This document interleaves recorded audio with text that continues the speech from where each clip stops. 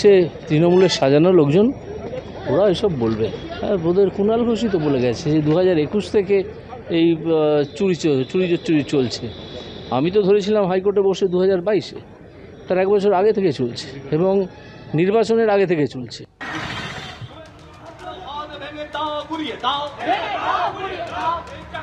শুভেন্দুর কালো হাত ভেঙে দাও ঘুরিয়ে দাও, চাকরিকে শুভেন্দুর কালো হাত ভেঙে দাও ঘুরিয়ে দাও, বাংলা বিরোধী শুভেন্দুর কালো হাত ভেঙে শিক্ষকদের গর্জন, শিক্ষকদের গর্জন,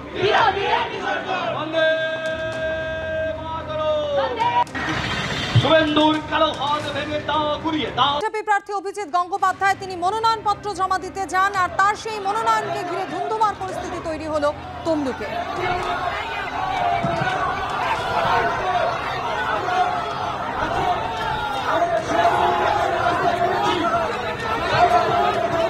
চাকরিহারাদের নিয়ে তৃণমূলের ধর্ণা মঞ্চ থেকে উঠল চোর স্লোগান। একদিকে সেই ছবি দেখছেন, পাল্টা বিজেপির তরফ থেকেও দেওয়া হলো স্লোগান। আর সব মিলিয়ে একেবারে উত্তপ্ত পরিস্থিতি সৃষ্টি হলো তমলুকে।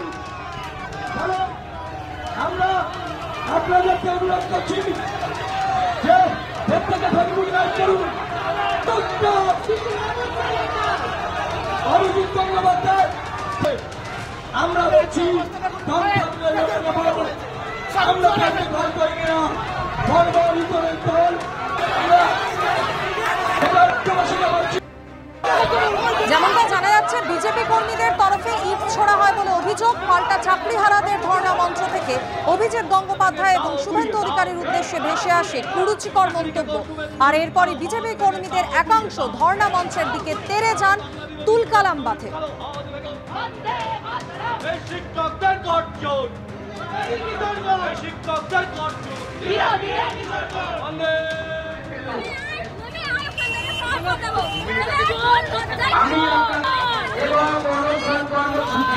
আপনাদেরকে আমরা অনুরোধ করছি, শিক্ষক আমাদের